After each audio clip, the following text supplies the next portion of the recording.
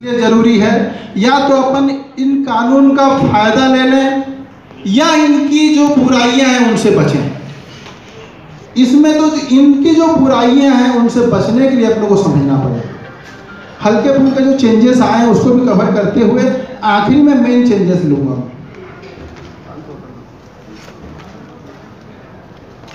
कोई भी अमेंडमेंट आता है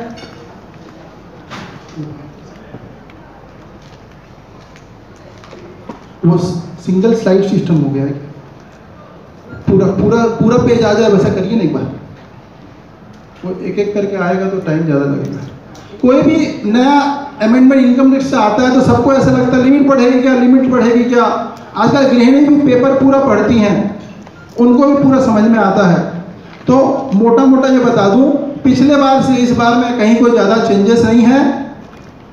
या एक बार बता देता हूँ, 2.5 लाख तक की इनकम पे कोई टैक्स नहीं है। 2.5 लाख से 5 लाख में अभी करंट चालू साल फाइनेंशियल ईयर 17-18 जो चल रहा है उसमें 5% है, पिछले साल 10% था। पिछले साल और इस साल में सिर्फ और सिर्फ ये चेंजेस है।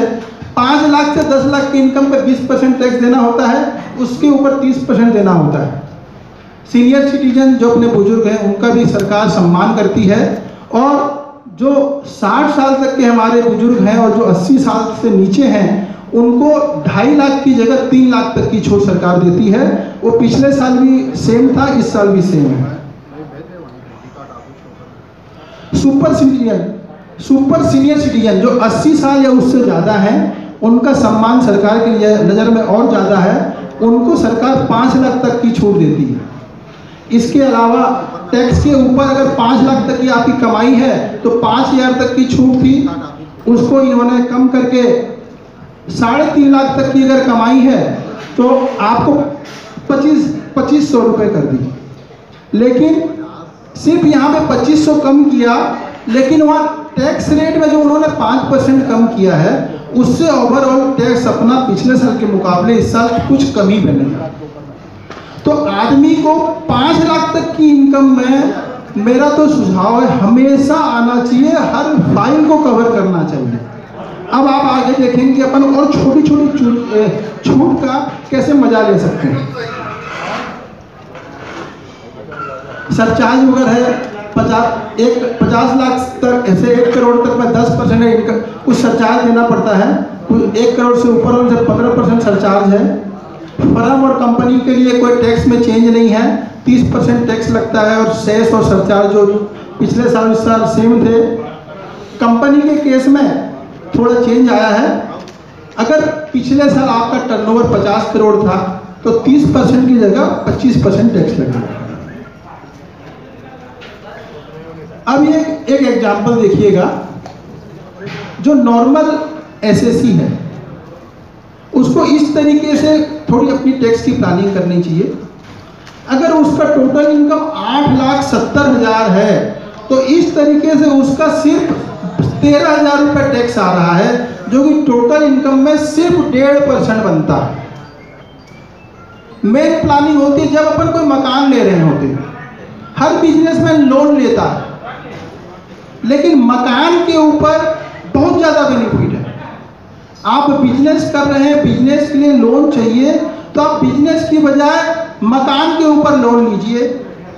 मकान में सबसे पहला बेनिफिट है, बिजनेस लोन से मकान का लोन सस्ता होता है। दूसरा, मकान का जो आप रीपेमेंट करते हैं वो आपकी इनकम में से छूट मिलता है।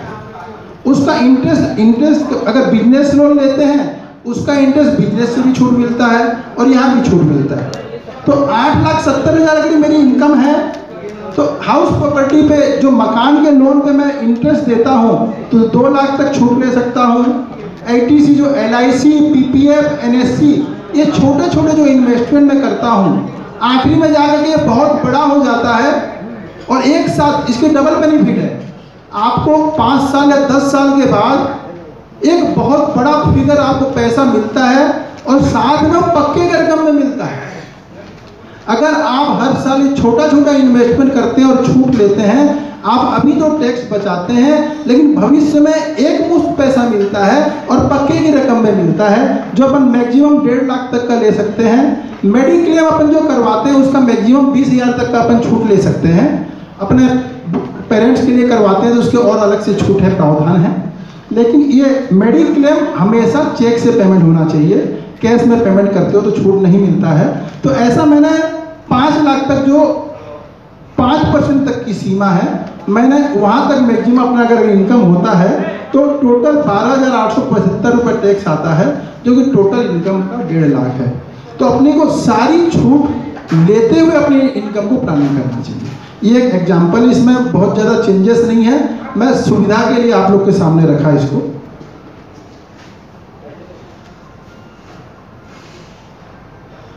पिछले बार तक अपना क्या होता था कि मार्च 16 का रिटर्न है, मार्च 17 तक भेज दो, मार्च 17 तक का रिटर्न है, मार्च 18 तक भेज दो। मार्च 16 का रिटर्न अपन ने सबने मार्च 17 तक भेजा, कोई पेनल्टी नहीं थी। उससे पहले क्या था, मार्च 16 का रिटर्न आप मार्च 18 तक भेज सकते थे, लेकिन बीच में कानून आया था कि मार्च 16 का रिटर्न आप मार्च 17 तक भेजोगे तो कोई दिक्कत नहीं है, 17 के बाद अगर भेजोगे तो 5,000 की पेनल्टी लगेगी। तो अपन लोग सब मार्च 2 साल के अंत में भेजने वाले सबको 1 साल के अंत में रिटर्न फाइल करना चालू कर दिए थे। तो मार्च 18 का जो रिटर्न होगा, 17 का रिटर्न आप 18 तक भेजिए, कोई दिक्कत नहीं है। मार्च 18 का रिटर्न इनकम टैक्स के प्रावधान के अंतर्गत जो ड्यू डेट है, तब तक अगर आप नहीं भरेंगे तो आपको 5,000 और 10,000 की पेनल्टी लगेगी। अगर आप 31 दिसंबर तक नहीं भरते हैं तो 5,000 की पेनल्टी एक रिटर्न में, और उसके बाद भरेंगे तो 10,000 की पेनल्टी एक रिटर्न। तो जो मार्च से अपन अगले मार्च तक वेट करते थे, अब पहले और रिटर्न फाइल करना पड़ेगा। जो ड्यू डेट है, अगर आपका केस ऑडिट में कवर होता है तो 30 सितंबर है, और जो केस ऑडिट में कवर नहीं होते हैं तो उसके लिए 31 जुलाई है। तो मार्च 18 के जो रिटर्न है जिसमें ऑडिट नहीं होता है, अगले साल से आपको 31 जुलाई तक रिटर्न फाइल करना पड़ेगा, अगर इस फालतू की पेनल्टी से बचना है। फालतू का खर्च है, थोड़ा अगर अपन लापरवाही करेंगे, घर में 10 फाइल है तो 10 के पीछे 5,000 के हिसाब से 50,000 रुपये टैक्स पेनल्टी का लग जाएगा। और ये पेनल्टी, पहले की पेनल्टी और अभी की पेनल्टी में बहुत बड़ा अंतर है। पहले उन्होंने पेनल्टी वर्ड यूज किया था 271 ऐप के अंतर्गत, अभी इन्होंने इसको फीस का नाम दे दिया है 234 ऐप के अंतर्गत। पहले और अभी में अंतर ये है, पहले इनकम टैक्स अफसर आपका केस को लेता, खोलता, ऑर्डर पास करता और आपके ऊपर पेनल्टी लेता। अब अगर आपका केस डिले हो गया है तो आपको स्वयं पटाना पड़ेगा, तब आपका रिटर्न फाइल होगा। पहले बहुत कम केसेस हैं कि उसमें किसी को पेनल्टी लगी होगी, और अब हर केस में पेनल्टी लगने वाली है। अगर आपका डिले, अगर आप रिटर्न फाइल कर रहे हैं और पेनल्टी नहीं भरते तो आपका रिटर्न ही फाइल नहीं होगा। तो 2017 का रिटर्न तक कोई दिक्कत नहीं है, 18 के रिटर्न के लिए अपने को सावधान हो जाना है, उसमें लेट नहीं करना है। इनमूवेबल प्रॉपर्टी, मकान सबके लिए एक सपना होता है और बहुत जरूरी है। मकान खरीदते समय अगर थोड़ी सी प्लानिंग कर ली जाए तो बहुत ही फायदा है इनकम टैक्स के अंतर्गत। उसको 2 मिनट में बता देता हूं। अगर आप मकान लोन से परचेज करते हैं, बिजनेस लोन की बजाय मकान लोन लेते हैं, तो एक तो रेट ऑफ इंटरेस्ट आपको कम मिलता है, दूसरा जो मकान का लोन आप रीपेमेंट करते हैं 1.5 लाख तक की छूट आपके इनकम टैक्स से मिलती है।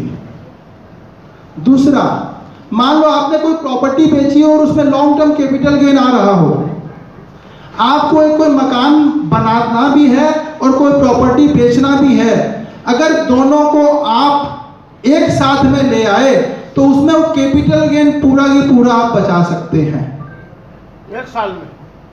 हाँ, एक साथ 1 साल में। उसमें देखिए, मकान अगर आप परचेज करते हैं, आपको कोई कैपिटल गेन होता है तो उसकी समय सीमा है, इतने दिन के अंदर अगर आप मकान खरीद लेते हैं या मकान में इन्वेस्ट कर देते हैं तो कैपिटल गेन की जितने रुपए में परचेज करते हैं उतने तक के आपको कैपिटल गेन नहीं लगता। और कैपिटल गेन आपके कैपिटल गेन के ऊपर 20% होता है।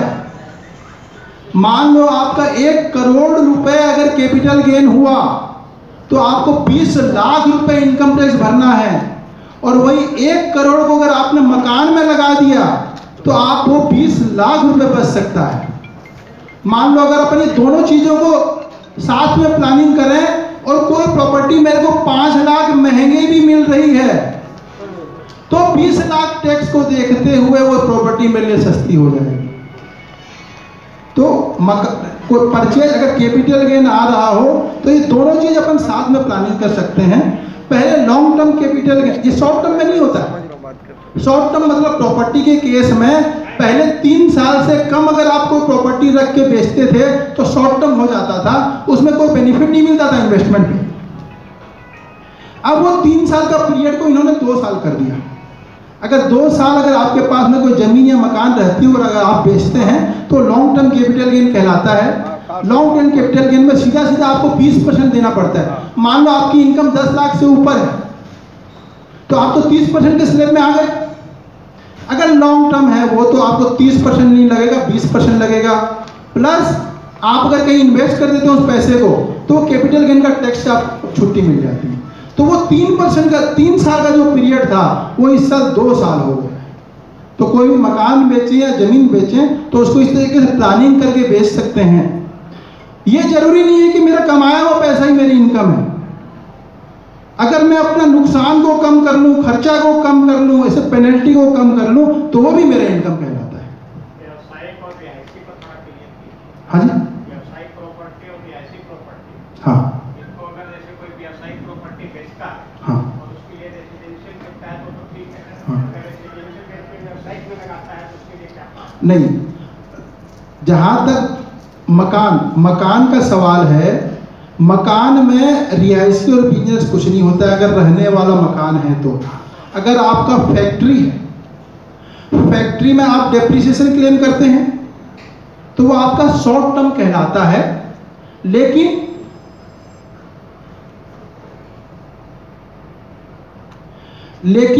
अगर वो इनकम टैक्स की लैंग्वेज से उस पर जो गेन होगा शॉर्ट टर्म कहलाएगा। लेकिन इनकम टैक्स में एक छूट ये दी हुई है, अगर वो प्रॉपर्टी भी अगर आप 3 साल से ज़्यादा रखते हैं तो वो आपका लॉन्ग टर्म कहलाएगा। तो इसमें आपका प्रश्न शायद ये हो सकता है, कई बार क्या होता है मकान बेच करके अगर कोई कैपिटल गेन आ रहा है, मकान बेच के कोई कैपिटल गेन आ रहा है तो उसका जो सिर्फ कैपिटल गेन का हिस्सा है वो अगर मैं कोई मकान में लगा देता हूँ, जमीन वगैरह में या कोई दूसरी प्रॉपर्टी में लगाने से ये छूट नहीं है। अगर सिर्फ रेजिडेंशियल मकान में, इसके कई कंडीशन है, एक मकान से ज़्यादा नहीं होना चाहिए, ऐसे कई कंडीशन है। एक अगर उसी पे खाली उसी एक सेक्शन पे मैं अगर आगे बढ़ जाऊंगा तो कम से कम 15, 20, 25 मिनट लगेगा एक एग्जाम्पल तो उसको मुख्य रूप से बता देता हूँ। रहने वाला मकान अगर आपने बेचा है तो उसका सिर्फ गेन का पैसा आपको लगाना पड़ेगा। अगर फैक्ट्री वाला मकान बेचा है या खाली जमीन आपने बेची है तो उसका पूरा पैसा लगाना पड़ेगा। एग्जाम्पल दूं, मैंने मकान 1 करोड़ में बेचा, उसमें 20 लाख रुपए मेरे 50 लाख रुपए मेरा कॉस्ट आया तो 50 लाख रुपए लॉन्ग टर्म कैपिटल गेन है।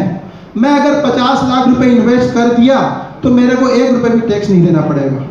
वही अगर मैं फैक्ट्री बिल्डिंग बेचता हूँ या जमीन बेचता हूँ 1 करोड़ में और 50 लाख रुपए मेरी कॉस्ट है तो वैसे देखेंगे आप मेरा 50 लाख रुपए लॉन्ग टर्म कैपिटल गेन हुआ। लेकिन ये 50 लाख रुपए कैपिटल गेन की छूट लेने के लिए आपको 1 करोड़ रुपया पूरा लगाना पड़ेगा। आप 50 लाख लगाते हैं तो 25 लाख का छूट मिलेगा, उसी रेशियो में आपको छूट मिलेगा। रिहायशी मकान और नॉन रिहायशी मकान में ये मुख्यतः इन्वेस्टमेंट का फर्क है। नॉन रिहायशी में पूरा लगाना पड़ेगा, रिहायशी मकान खुद के रेसिडेंशियल हाउस है तो उसमें गेन का पैसा लगाना पड़ेगा।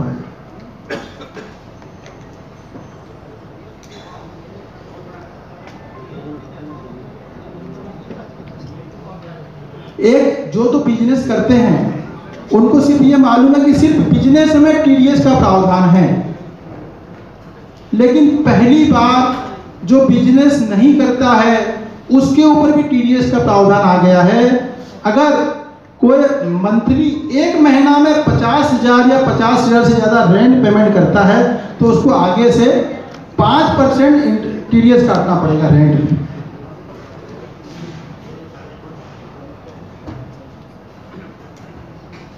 एक 4480 का प्रावधान था छोटे बिजनेस वालों के लिए। आपको बुक्स ऑफ अकाउंट्स का या ऑडिट वगैरह का झंझट नहीं पालना है, टर्नओवर का 8% बता दीजिए तो आपको कोई रखने की आवश्यकता नहीं है।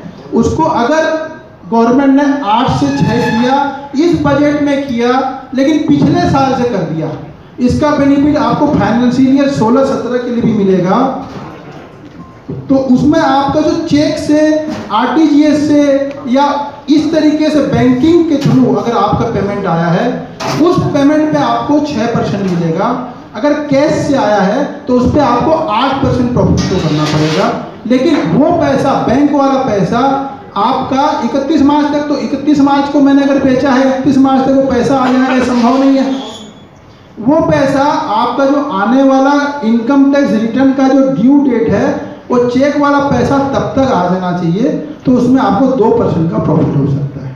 मान लो 1 करोड़ का टर्नओवर है और पूरा की पूरा मेरा चेक से आया है, तो उस परसेंट में 2% मतलब 2 लाख रुपए मेरे को इनकम कम दिखाना पड़ेगा, अगर इस प्रावधान का मैं बेनिफिट लेना चाहता हूँ। आपकी मर्जी, अगर आपको झंझट नहीं पालना है, कैश या उसको सेपरेट नहीं करना है, तो आप 8% में जाइए। लेकिन जो ट्रेडर्स वगैरह हैं, चिल्लर दुकानदार अगर छोड़ देंगे, तो उसमें अगर आप मेहनत करेंगे तो देखेंगे कि मैक्सिमम पैसा आपका चेक से आता है। आप चेक और कैश के रिसीट को थोड़ा बाइफर्केशन कर लेंगे तो 2% का बेनिफिट आप ले सकते हैं। हाँ जी, बिल्कुल बिल्कुल वेलकम। मैंने प्लॉट लेके मकान बनाया, 3 मंजिल बनाया, 2 मंजिल अपने पास रख लिया, 1 मंजिल बेच दिया। अब मेरा गेन वाला कैसे कंसीडर होगा, और उसको कितने दिन तक मैं बनाकर बेच दूं तो जिससे मुझे कोई नुकसान नहीं होगा या प्रॉफिट होगा, वो मुझे एक पॉइंट ऑफ व्यू है।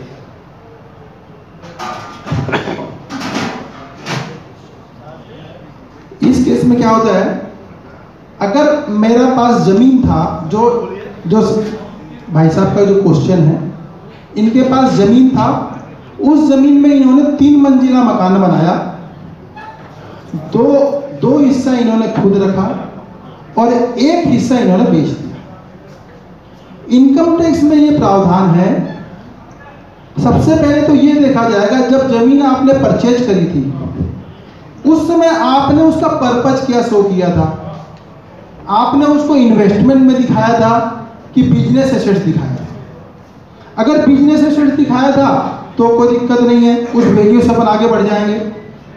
अगर आपने उसको इन्वेस्टमेंट बताया था तो उसके लिए सेक्शन 45(3) में एक स्पेशल प्रावधान, 4 में सेक्शन 45(4) में स्पेशल प्रावधान है कि जिस दिन आपकी मंशा हो गई कि मैं इसका आज से बिजनेस के जैसा उपभोग करना चाहता हूं, उस दिन उसकी मार्केट वैल्यू लेनी पड़ेगी। मान लो आपने 10,000 में खरीदा था, जिस दिन आप चाहते हैं मैं आज इस पे कॉम्प्लेक्स बना दूं, उस दिन मान लो उसकी वैल्यू 1 करोड़ है। मैं रेजिडेंशियल की बात, मैंने अपने लिए खरीदा। हाँ, तो आपने अपने लिए खरीदा था।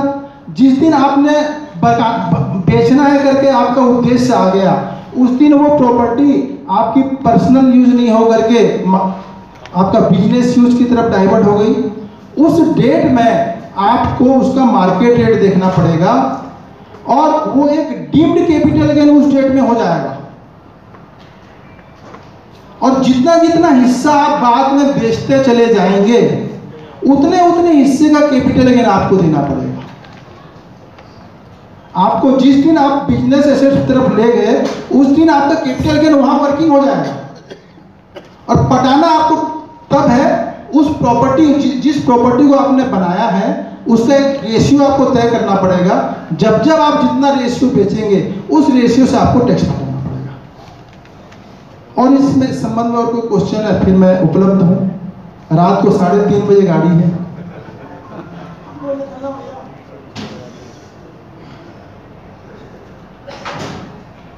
Maintenance of books of account, जो छोटे बिजनेसमैन है, जैसे छोटे बिजनेसमैन तो सबके घर में पाए जाते हैं। मेरे यहाँ बहुत बड़ा लंबा चौड़ा 100 करोड़ का काम है, लेकिन आपके यहाँ जो आपकी मिसेस है ना, उसमें अपन जो 5 लाख रुपए का जो इनकम बताते हैं, वो छोटी बिजनेसमैन है। और उनके लिए भी आपको ये बुक्स ऑफ अकाउंट मेंटेन करने पड़ेंगे। अगर आपके बिजनेस से आय 2.5 लाख रुपए, पहले 1,20,000 से ज्यादा थी तो आपको बुक्स ऑफ अकाउंट मेंटेन करना था, अब वो 2.5 लाख हो गई है। अपन जो नॉर्मल पूरे परिवार में एक तरीके का काम होता है, पूरे परिवार में 1 या 2 फाइल में बिजनेस होता है, बाकी फाइलों में तो इनकम बनाना पड़ता है। अगर वो इनकम बिजनेस से है तो आपको ये समझना पड़ेगा कि जैसा आप अपना जो एक्चुअल बिजनेस में जैसा बुक्स ऑफ अकाउंट मेंटेन करते हैं, उसमें भी आपको अगर 2.5 लाख से ऊपर अगर आपकी इनकम हो गई या टर्नओवर आपका 25 लाख से ज्यादा टर्नओवर हो गया, लोग बोलते हैं अरे यार पहले 10 लाख की लिमिट थी, सेल टैक्स में 20 लाख का लिमिट था, लोग बोलते हैं 20 लाख से नीचे का बता दो टर्नओवर और शो कर देंगे प्रॉफिट। टर्नओवर 25 लाख से ऊपर जाता है या आपकी बिजनेस इनकम 2.5 लाख से ऊपर जाती है तो आपको उस इनकम का पूरा प्रूफ बताना पड़ेगा। कढ़ाई, सिलाई, बुनाई, beauty parlour, coaching classes, tuition classes, ये सारी इनकम अपन लोग बताते आते हैं। अगर वो 2.5 लाख से ऊपर हो गई इनकम तो बुक्स ऑफ अकाउंट मांग सकता है आईटीओ और आपको डेली का हिसाब प्रोड्यूस करना पड़ेगा। अगर रेंट और वो मिला के हो जाए तब नहीं, जैसे बिजनेस इनकम की बात है, अभी अपना बिजनेस सेक्शन 44AA है, सिर्फ बिजनेस इनकम की बात करता है। रेंट अपनी लेडीज के घरों में होता है ना कि कुछ मान लो 50,000 रेंट से आता है, हाँ। बाकी बिजनेस शो करके 3-4 लाख की रिटर्न फाइल करते हैं। अगर आपका सिर्फ बिजनेस इनकम 2.5 लाख से कम है तो आपको बुक्स ऑफ अकाउंट मेंटेन करने की आवश्यकता नहीं। रेंट के लिए कोई बुक्स ऑफ अकाउंट की आवश्यकता नहीं रहती है। रेंट तो जो महीने का आ रहा है, जनरली रेंट एग्रीमेंट होता है, उस आधार पे रेंट इनकम तय हो जाती है।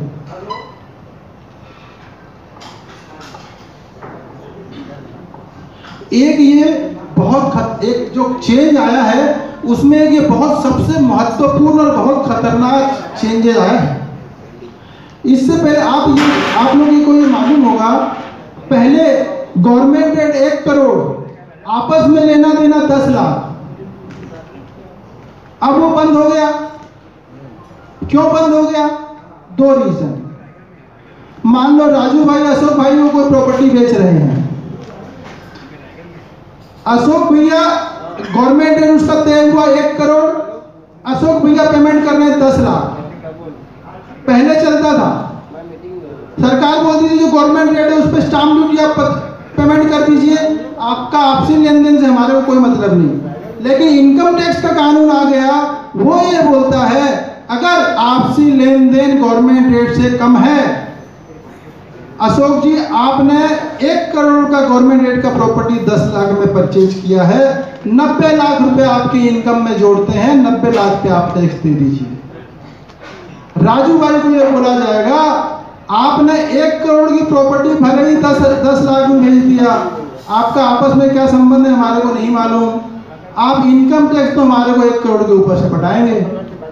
उस दिन के बाद से सारी रजिस्ट्री उठा करके देख लीजिए, आपसे पहनावा कीमत और मार्केट वैल्यू पूरा एग्जैक्ट मैच खाता है, लेना देना भी वैसे तय होता है। बताओ ये पॉसिबल है भाई? कोई प्रॉपर्टी का मार्केट है जो सरकार ने तय कर दिया, उसमें 2 खरीदार बिकेगा जो अननोन है या जान पहचान वाले हैं, वो सेम रेट में आजकल खरीदी बिक्री होने लग गया, वो सिर्फ इनकम टैक्स के कानून के अंतर्गत। इस कानून से पहले कंपनी इंडिविजुअल और एचयूएफ को छोड़ करके बाकी कोई कंपनी फर्म अगर मार्केट रेट से कम में खरीदती थी तो उनके ऊपर ये कानून लागू नहीं था।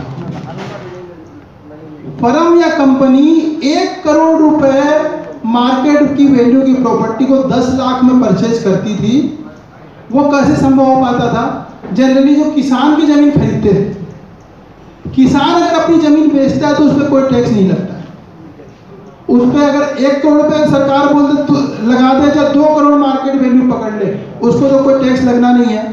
तो उस केस में क्या होता था, कंपनी लोग इंडिविजुअल एचयूएफ में बंद हो गया था, तो लोग क्या किए, कंपनी या फर्म में मार्केट रेट से कम में परचेज करना चालू कर दिए थे। तो ये 1 अप्रैल 17 से ये बंद हो गया।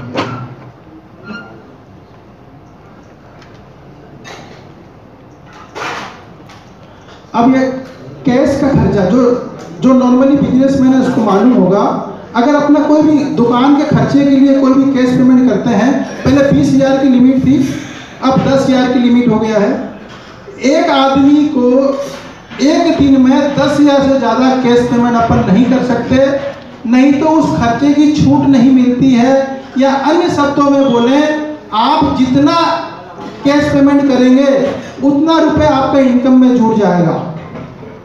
इससे पहले आपका ध्यान होगा, आप अपने सीए से पूछते रहे होंगे, भाई मेरे को मोटर कार खरीदनी है, बाईसाइकिल खरीदनी है, कैश में खरीद लो क्या? वो बोलता था कस्टमर को तो पेमेंट नहीं करना ना, कार खरीद रहा है खरीद ले, मकान खरीद रहा है खरीद ले, बाइक खरीद रहा है खरीद ले, कंप्यूटर खरीद रहा है खरीद ले। उसको भी इन्होंने इस साल से बंद कर दिया। अगर आप फिक्स्ड एसेट्स जो बोलते हैं अपने बिजनेस में टेक्निकल लैंग्वेज में, अगर फिक्स्ड एसेट परचेज कर रहे हैं और वो भी 10,000 से ऊपर का कैश पेमेंट है, तो उसकी डेप्रिसिएशन की छूट नहीं मिलेगी। डेप्रिसिएशन का छूट अपने आप में कई बिजनेस हाउस में बहुत बड़ा छूट होता है और बहुत बड़ी टैक्स प्लानिंग होती है। अगर इस साल से अगर आपने फिक्स एसेट्स के ऊपर अगर 10,000 से ज़्यादा कैश पेमेंट किया तो वो डेप्रिसिएशन की छूट इस साल से नहीं मिलेगी।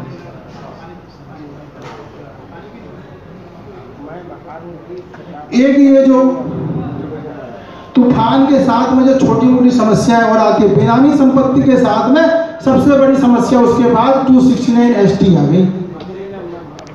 अभी तक तो इन्होंने देने वाले पे प्रॉब्लम लगाया था, अब यहाँ इन्होंने लेने वाले पे प्रॉब्लम लगा दी। ये 2 लाख की वो लिमिट है जो बहुत ज़्यादा चर्चा में आई थी। लोग बैंक से अपना पैसा निकालना भूल गए थे, डरते थे कि निकालू नहीं निकालू।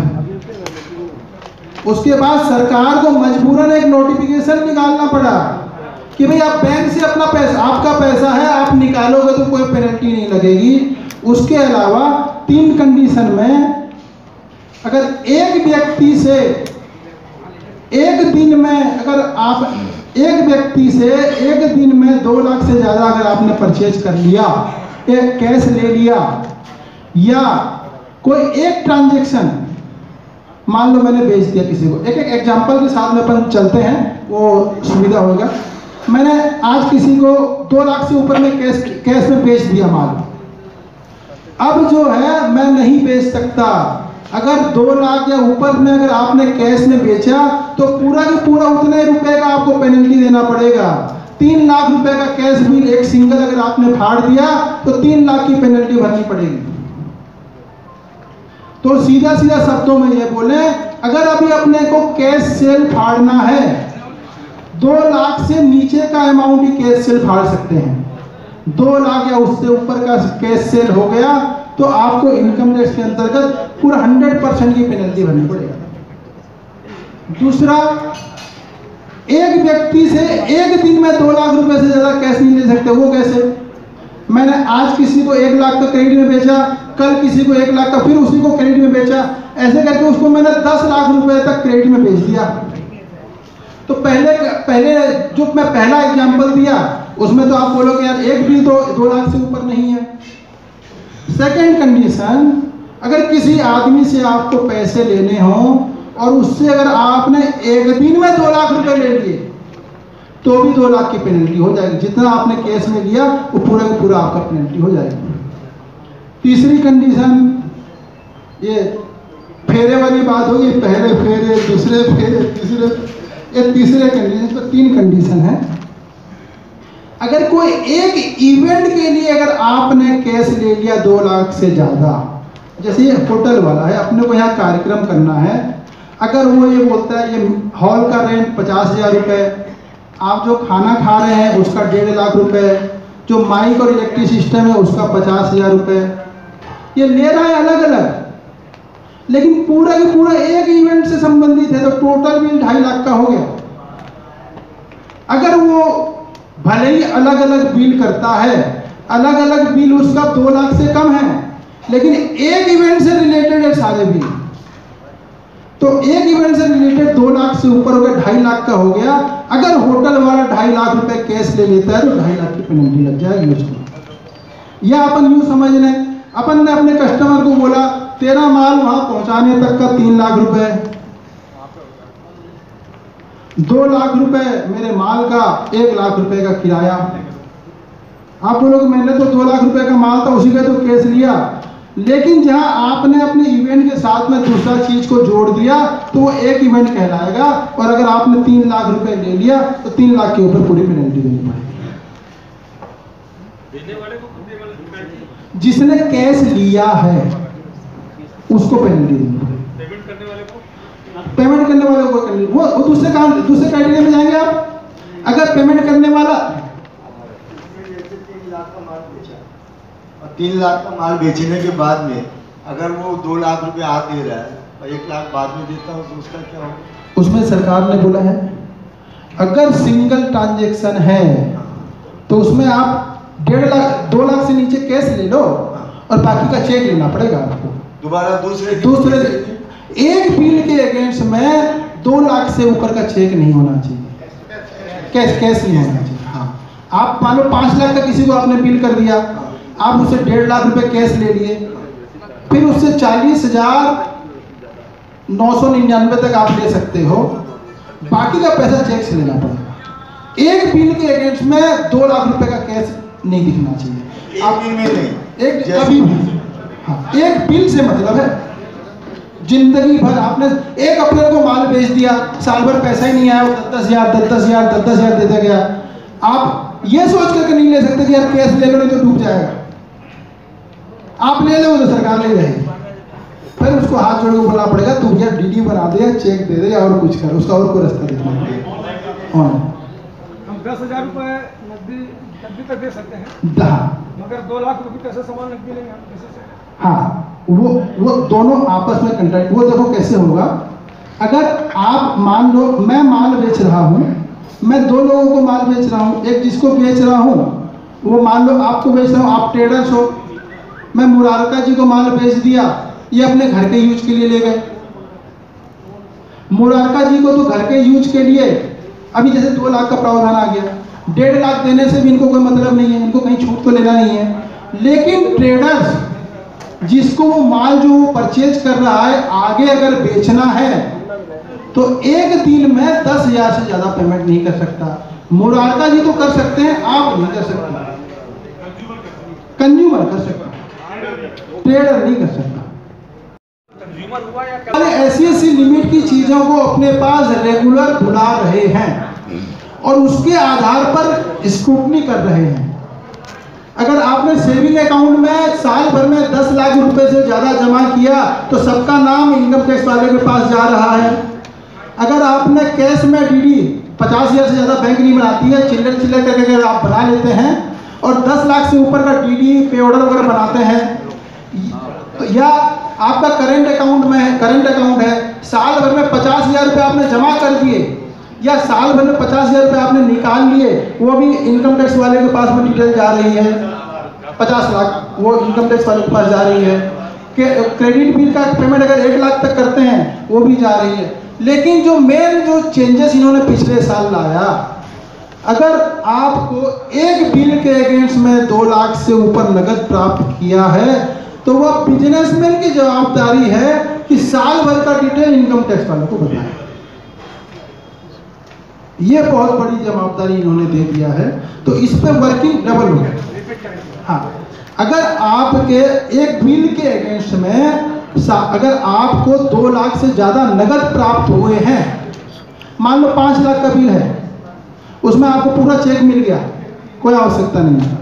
5 लाख का बिल है, 3 लाख रुपए नगद मिला, 2 लाख रुपए चेक मिला, तो आपको उसकी डिटेल इनकम टैक्स में साल भर में किस किस व्यक्ति से एक बिल के अगेंस्ट में 2 लाख से ज्यादा प्राप्त हुआ आपको भेजना है।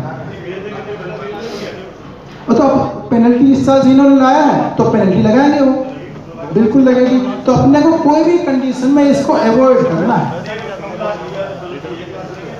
3 लाख पूरी 3 लाख।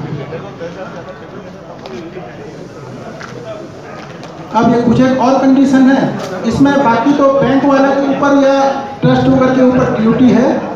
एक जो मेन अगर कंपनी 10 लाख से ऊपर के शेयर इशू करती है, अगर अपनी कंपनियां हैं और किसी एक व्यक्ति को अपन ने 10 लाख से ऊपर का शेयर इशू किया है, वो भी अपन लायबल हो जाते हैं उसको बताने के लिए। और एक सबसे बड़ा जो खतरनाक प्रोविजन है, ये आखिरी में उसे लिया मैंने, 115 बीबी अगर साथ में लग गया तो वही तो होना है, कुछ ना कुछ तो इम्पोर्टेंट होना ही है।